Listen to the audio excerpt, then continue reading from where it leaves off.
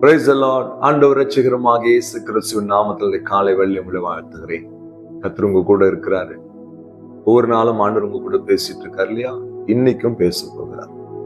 ஏசாயா 64 அதிகாரம் 8 வசனத்தை வாசித்து நாம் ஜெபிக்க போகிறோம். இப்பொழுதும் கர்த்தாவே, நீர் எங்களுடைய பிதா, நாங்கள் களிமண், நீர் எங்களை உருவாக்குகிறவர், நாங்கள் அனைவரும் உமது கரத்தின் கிரியை. நீர் எங்களை உருவாக்குகிறவர். இவ்வளவு ஒரு தன்னை தாழ்மைப்படுத்துகிற ஒரு ஜெபம் கூட வச்சுக்கலாமே. நீர் எங்கள் தேவனாயிருக்கிறீர், நாங்க உங்க கையில களிமண்ணா இருக்கிறோம், நீர் எங்களை உருவாக்குகிறீர். இந்த அர்ப்பணிப்பு நிறைந்த வார்த்தையை தான் ஆண்டவர் எதிர்பார்க்கிறார்.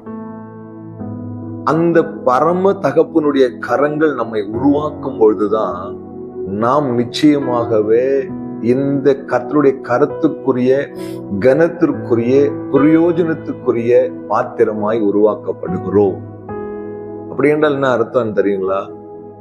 அவருடைய கையிலே அர்ப்பணிக்கிற ஒரு வாழ்க்கையை அவர் விரும்புகிறார்.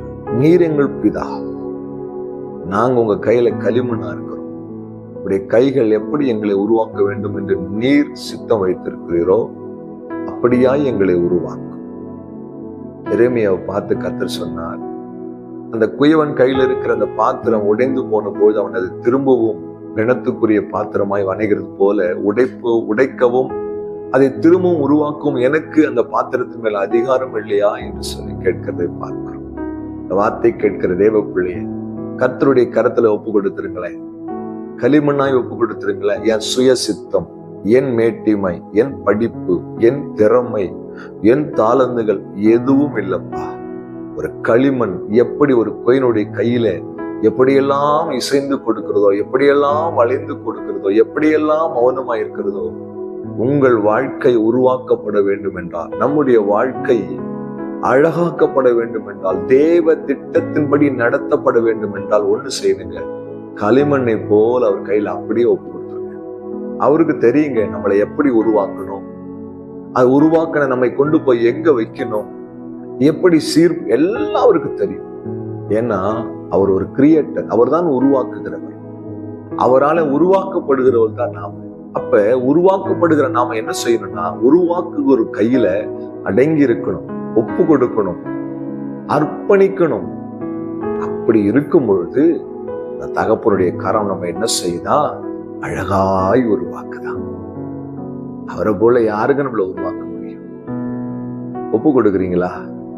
களிமண்ணை போல ஒப்பு கொடுக்குறீங்களா? தகப்பனே, நம்முடைய கைகள் என்னை உருவாக்கட்டும். என் திறமை, என் தாளந்து, என் படிப்பு, என் உயர்வு, என் மேட்டிமை எதுவும் என் வாழ்க்கையை உருவாக்க வேண்டாம்ப்பா, உம்முடைய கரம் என்னை உருவாக்கட்டும் என்று சொல்லி தேவ கரத்துல உங்க வாழ்க்கையை அர்ப்பணிப்பீர்களானால் இன்றிலிருந்து ஒரு மாற்றத்தை கர்த்தர் உங்களுக்கு கொடுப்பார். தேவன் விரும்புகிற ஜெபம் இதுதான். ஒப்பு கொடுக்கலாமா? கண்களை மூடி அன்பும் இரக்கமுள்ள ஆண்டவரே, பரம தகப்பனாகிய பரம குயவனாகிய உடைய கரத்துல களிமண்ணாய் எங்களை அர்ப்பணிக்கும். உடைய சித்தம் போல எங்களை உருவாக்கும். உடைய நோக்கத்தின்படி எங்களை நடத்தும்.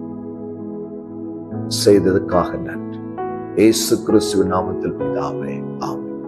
ஹல்லேலூயா. God bless you.